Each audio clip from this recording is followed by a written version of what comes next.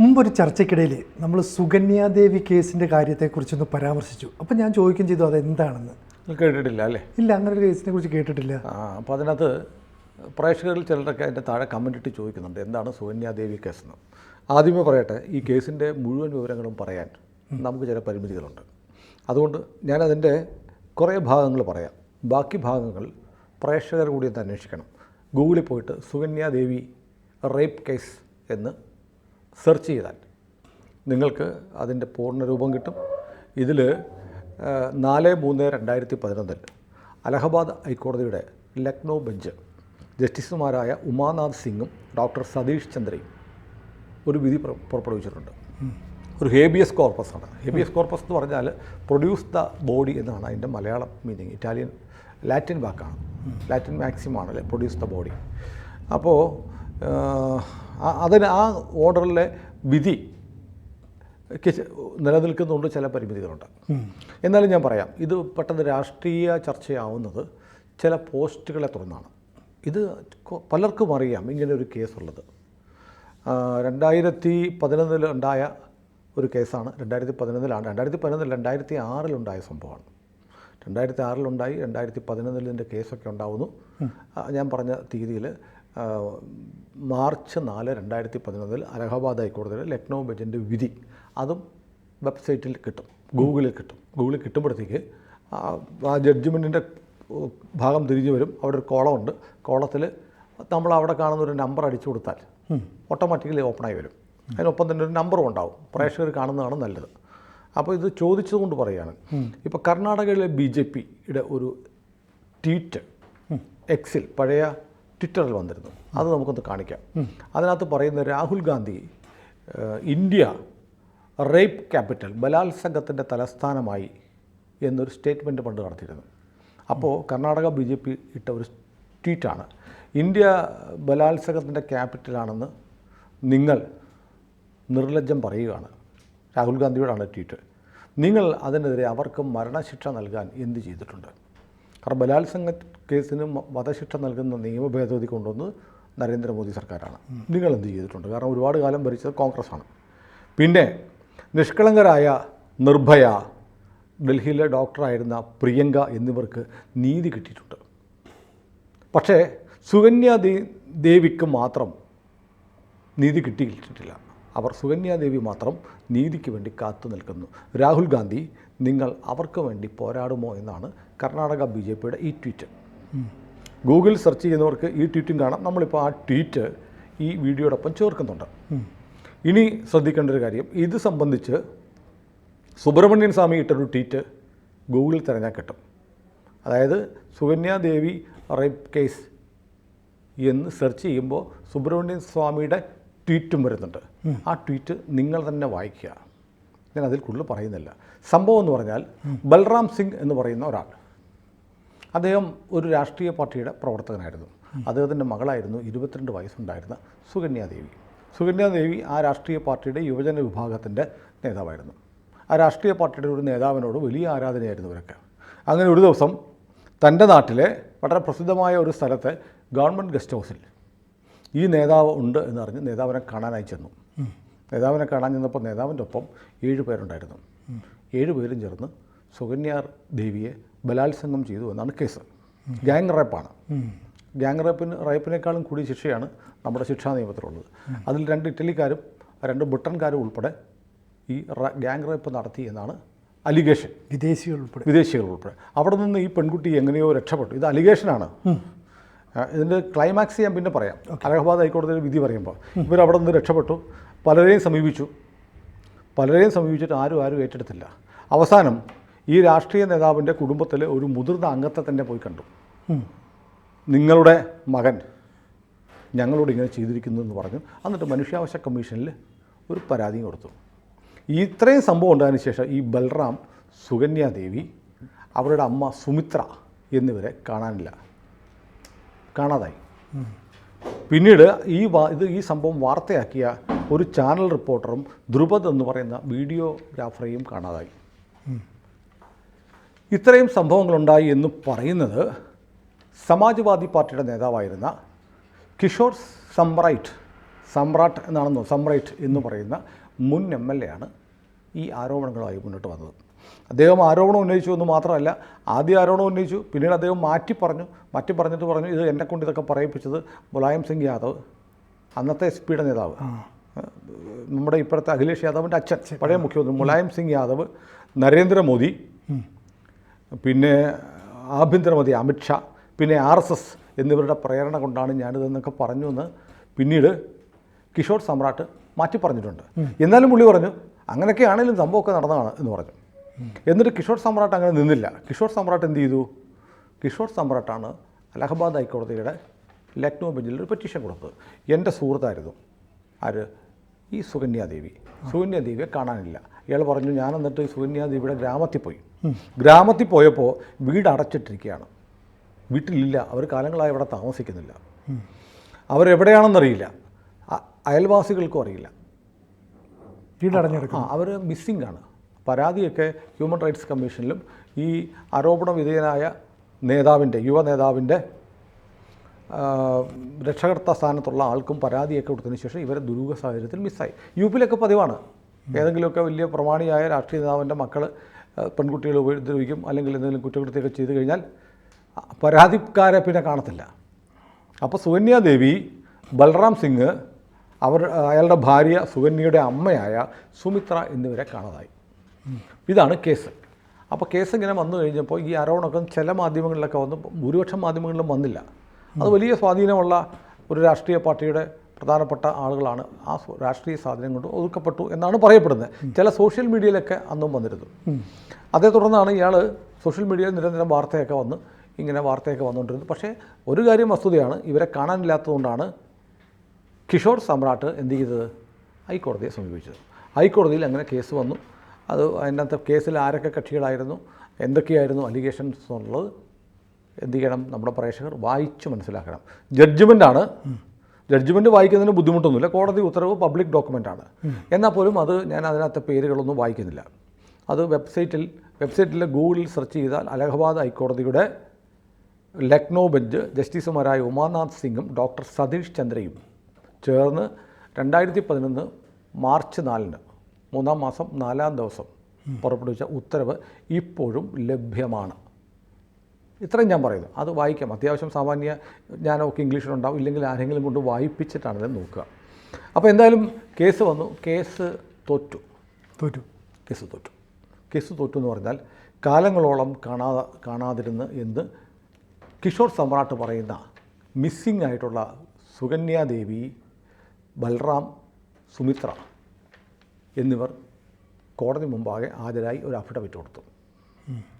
അവരെ കുറേ കാലം കാണാനില്ലായിരുന്നു, അത് വസ്തുതയാണ്. ഇയാൾ അവിടെ പോയി വീടൊക്കെ അടച്ചിട്ടിരിക്കുകയായിരുന്നു.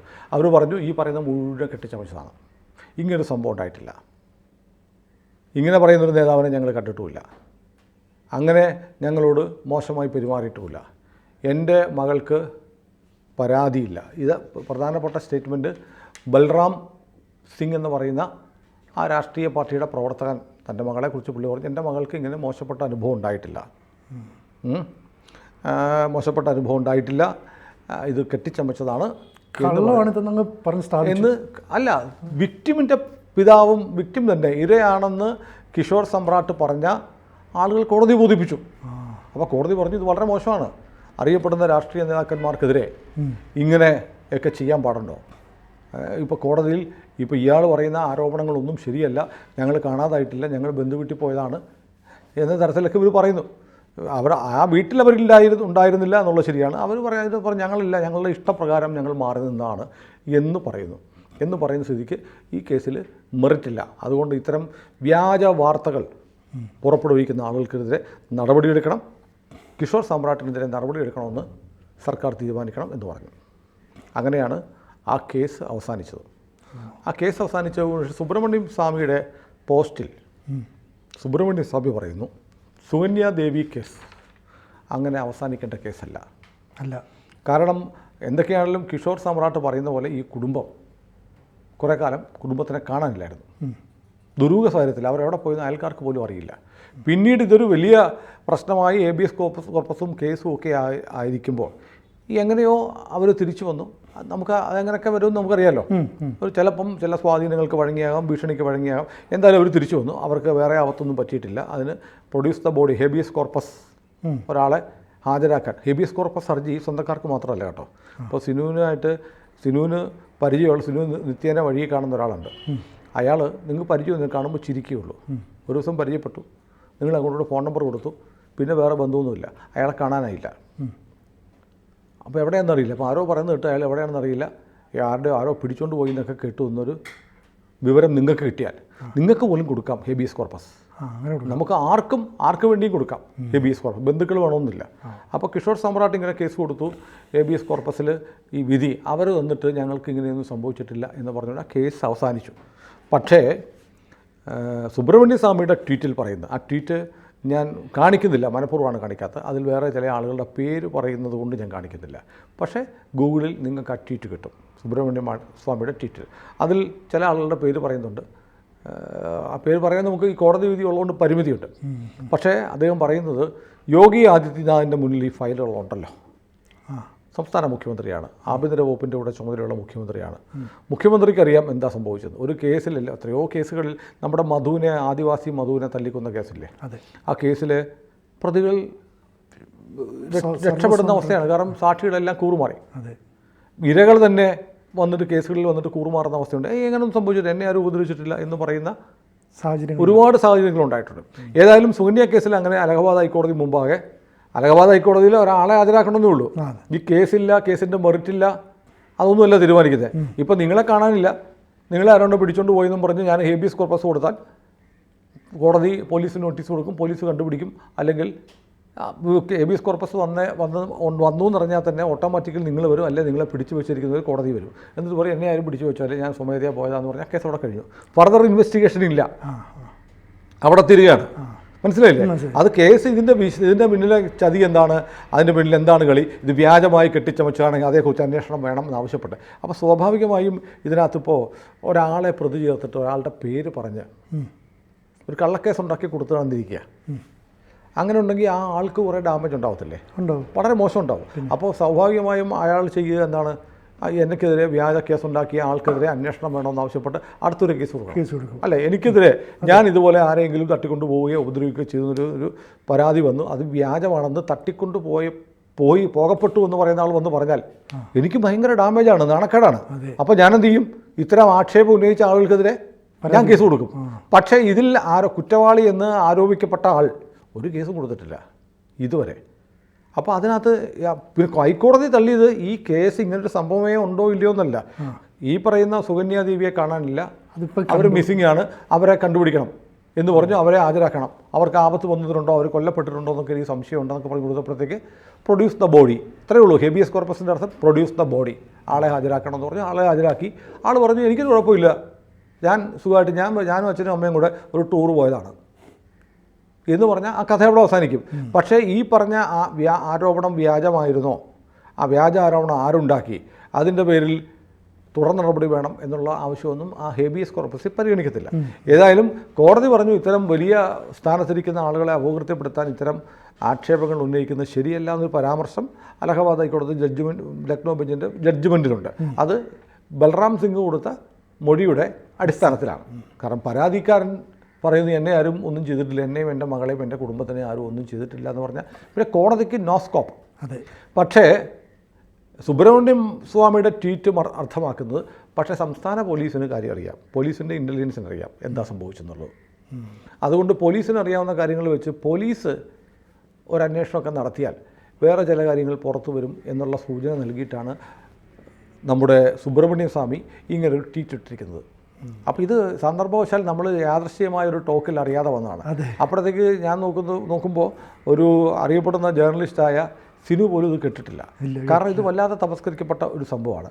പിന്നെ ഈ പറഞ്ഞ പോലെ ഹേബിയസ് കോർപ്പസ് കേസോടുകൂടി അത് അവസാനിച്ചു. അപ്പോൾ ഒളിച്ചു വെക്കാൻ നന്നായിട്ട് ആഗ്രഹിക്കുന്ന കുറേ പേര് എൻ്റെ പിന്നെ ഉണ്ടായിരുന്നു എന്ന് വ്യക്തമല്ല. അറിയില്ല, ഒന്നെങ്കിൽ ഒരാളെ മോശപ്പെടുത്താൻ വേണ്ടി ചിലരൊരു കേസുണ്ടാക്കി, ഒരു പെണ്ണിനെ കരുവാക്കിയ കേസുണ്ടാക്കി, അല്ലെങ്കിൽ അങ്ങനെ ഒരു സംഭവം ഉണ്ടായത് പിന്നീട് പിടിക്കപ്പെടുമെന്ന് ആയപ്പോഴത്തേക്ക് വലിയ വാഗ്ദാനങ്ങളോ ബ്ലാക്ക് മെയിലിങ്ങോ ഒക്കെ നടത്തി കേസ് തീർത്തു, ഇരയായ എന്ന് പറയുന്ന ആളെ കൊണ്ട് അവസാനിപ്പിച്ചു.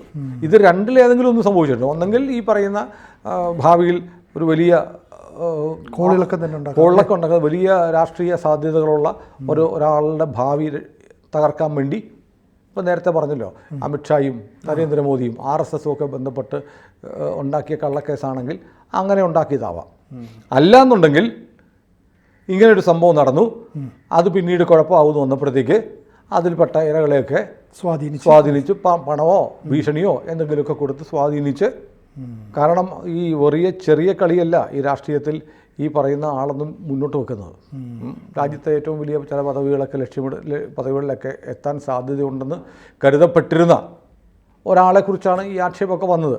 അതുകൊണ്ട് അത് ഒത്തുതീർപ്പാക്കിയതുമാകാം, അതിൻ്റെ വസ്തുത ഒന്നും അറിയത്തില്ല. ഏതായാലും നമ്മൾ അലഹബാദ് ഹൈക്കോടതിയുടെ ലക്നൗ ബെഞ്ചിൻ്റെ വിധി നമ്മൾ ബഹുമാനിക്കണം. അത് വെച്ച് ഇത്തരം വ്യാജ വാർത്തകൾ ഒരാളെക്കുറിച്ചും പറയാൻ പാടില്ല. അത്തരം കാര്യങ്ങൾ ഉണ്ടാക്കുന്നത് വളരെ മോശമാണ് എന്നാണ് അലഹബാദ് ഹൈക്കോടതി പറയുന്നത്. പക്ഷേ അത് ജഡ്ജ്മെൻറ്റ്, പക്ഷേ ആ ജഡ്ജ്മെൻറ്റ് നമുക്ക് പറയാം, ജഡ്ജ്മെൻറ്റിലെ കാര്യങ്ങൾ.